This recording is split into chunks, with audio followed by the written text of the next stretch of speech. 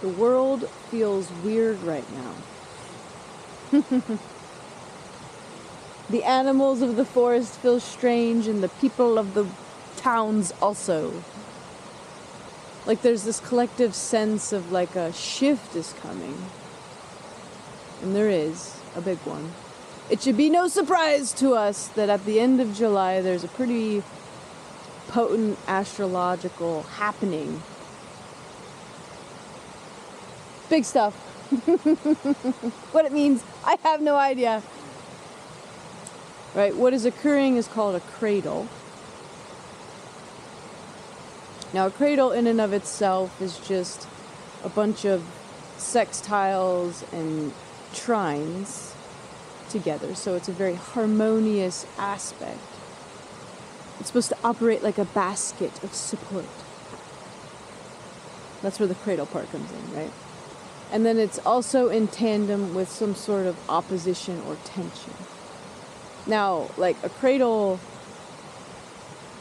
happens quite frequently, right? But that's usually with the inner body planets, not that frequently with the outer body. And this cradle is nothing but that. The outer planets who have, like massive cycles, right? It takes them 20 years to move through a sign, or hundreds of years to move across the zodiac. They represent more of like epochs or eras in astrology. And it is very unique that they come together in a cradle at this time. And like, not only is it an outer body cradle, but it's also like exact. They all are at 4 degrees. That doesn't happen very often either. They can be within a range of degrees from each other, but they're all at 4.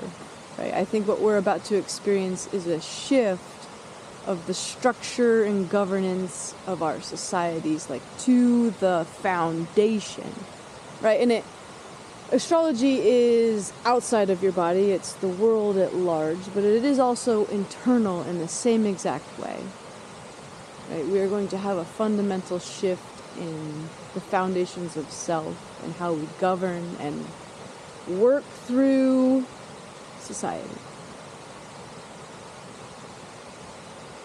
Now, let's imagine it like this. This is the way that I think of the cradle when I look at it, is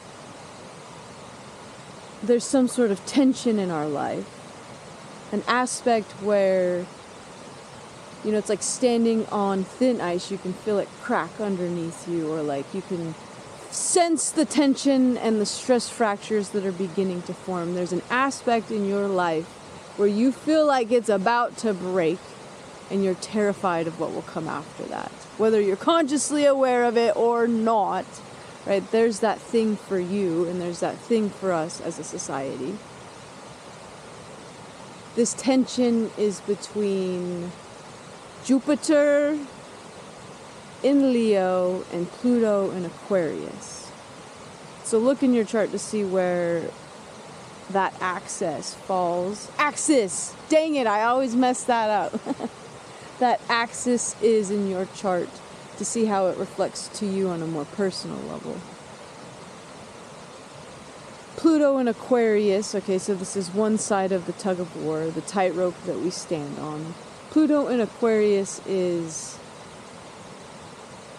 transformation, death, and rebirth to the grassroots movements of society. We're going to have a rebirth in the things that the people are willing to put their fists in the air for. We're going to have a rebirth in how people want society to be structured and governed, and it will be good because it will be for the people, which is Aquarius. Not to say that it will not be uncomfortable, because Pluto kills things so that it can be reborn. You get what I'm saying?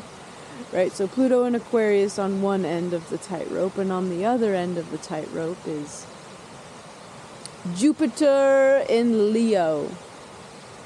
Jupiter is the expansive body, right? It will force you to grow whether you like it or not, wherever it touches. And it happens to be in Leo, which to me, Leo is just so good in that it is the torch holder, right? The leader of the pride, the person who stands in front of the mob and is like, listen, we're doing this. Okay? The torch holder, what you're willing to stand up and fight for, right? That is Jupiter in Leo. So in our lives and at the world stage, there's an incredible tension between these two bodies. And what is going to happen is, because Jupiter is so expansive and Pluto so transformative, I think that the tightrope that we stand upon will disappear, evaporate, explode, and go away. And we are going to be in a free fall. I think that's what it will feel like. Like bungee jumping or skydiving or like a rocket launching into the abyss, and like you're falling. The trajectory has changed, and where you will land, no one knows. It will be sort of like horrifying and terrifying in the beginning. Okay? So buckle up, Buttercup. But do not forget that the network, the security net of the basket exists, right? It will be a free fall into the unknown, but what will catch us is overarchingly positive. And I think it's important to keep that in mind. And like this free fall, because it's the outer body planets, it's not going to happen, it's not going to be done by the end of July. Snapping is kind of fun. This is like the beginning of a very long era. So this free fall may not suddenly happen at the end of July, but it will happen eventually. And it may go on forever. A very long period of time. But we have the net, okay?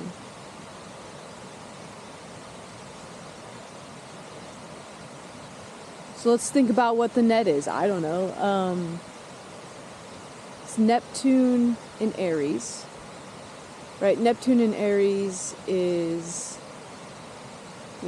how can you take your most soulful, connected dream and tangibly bring it into this life through creative expression, through dedicated work, passionate,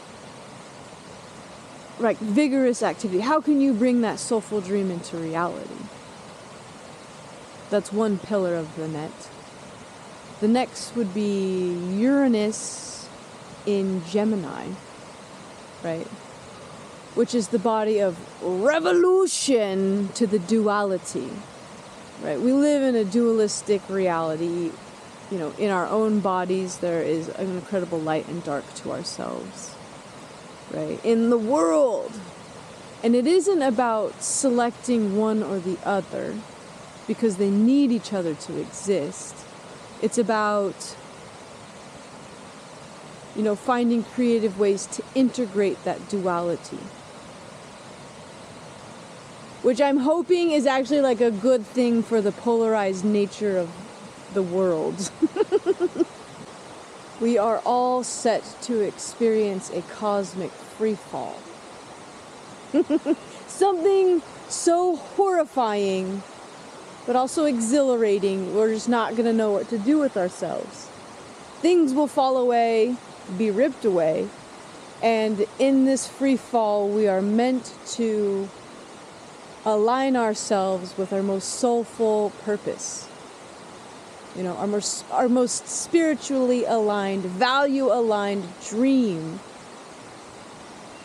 of self. We are to bring it here to earth. And we are to do that through creative expression or just being ourselves, right? We are to be bold, heart-centered, creative leaders that bring this thing here through new technologies, new ways of communicating. And it is in that new communication that we unite or reform the duality that exists amongst people. To the core of what this dream will be, what we are meant to bring here, is meant to transform and empower the collective So much so that it reshapes the very fabric of our society. So yeah, it's gonna be pretty good time. Good luck out there.